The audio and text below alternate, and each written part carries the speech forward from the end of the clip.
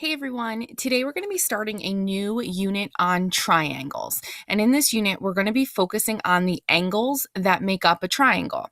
Now, there are two types of angles that make up a triangle: interior angles and exterior angles. Today, we're only going to be focusing on interior angles. So the angles inside a polygon, which is just a shape, are called interior angles. So the reason why they're called interior is because they're the angles inside the shape. In this case, the angles inside of a triangle. When the sides of the polygon are extended, other angles are formed.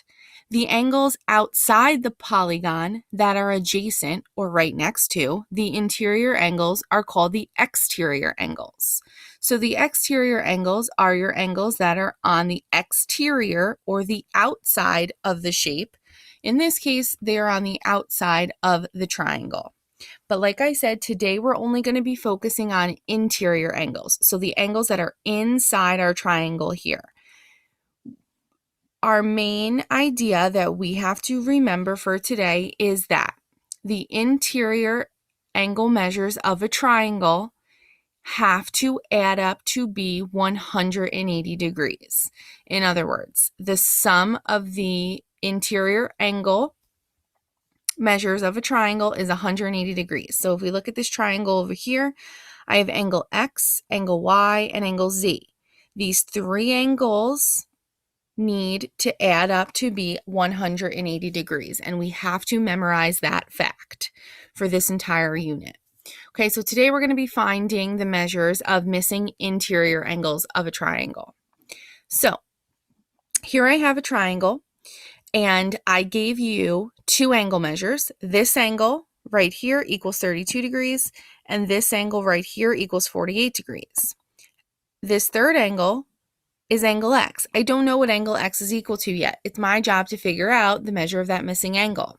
Well, I know that these angles in total have to add up to be 180 degrees. Well, over here I already used up 32 degrees, and over here I already used up 48 degrees. So I have to figure out how many degrees is going to be left over, which is going to be the measure of angle X. So I simply subtract my total, which was 180 degrees, because I know that's the maximum amount of degrees I can have in this triangle.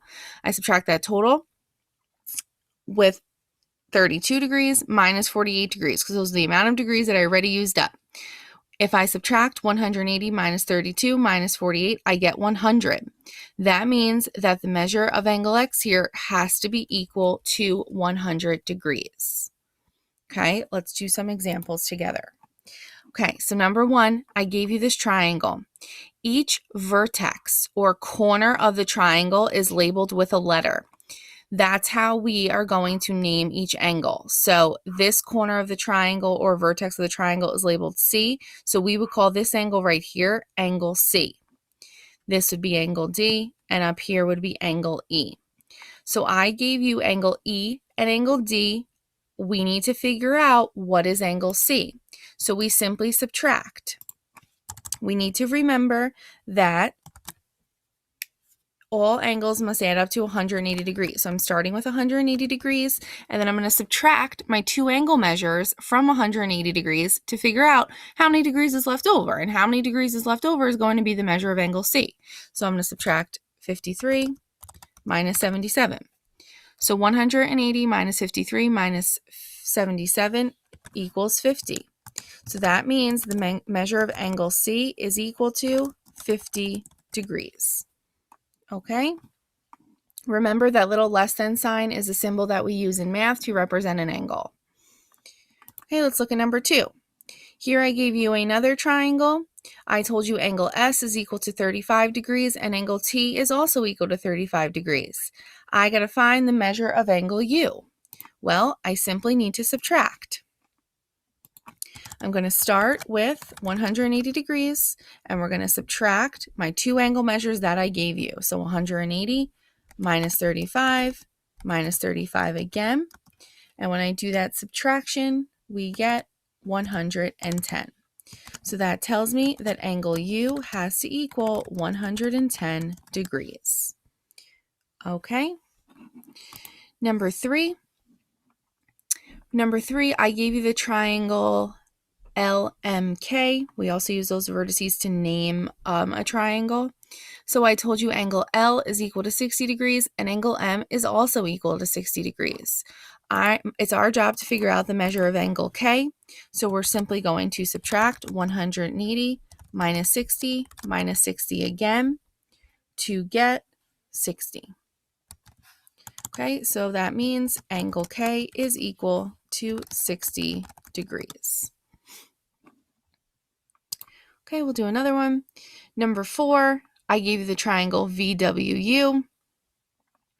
I gave you the measure of angle W being 42 degrees and the measure of angle U being 64 degrees. I simply need to subtract now 180 minus 42 minus 64. And when I subtract those numbers, we get 74, which means angle V must be equal to 74 degrees. Okay, and you guys could always check your work by adding up all these angle measures, including the one that you just found, to make sure that they add up to be 180 degrees, because all triangles' interior angles must add up to 180 degrees. Cannot be no more, cannot be no less. Okay, I'm going to do one more with you all, which is question 10. So here I gave you this triangle.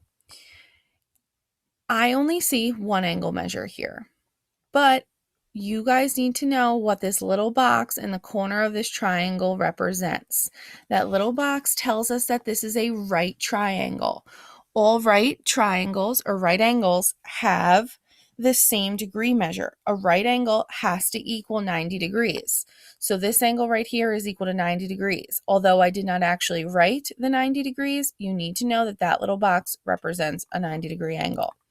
So I still got to find the measure of angle X.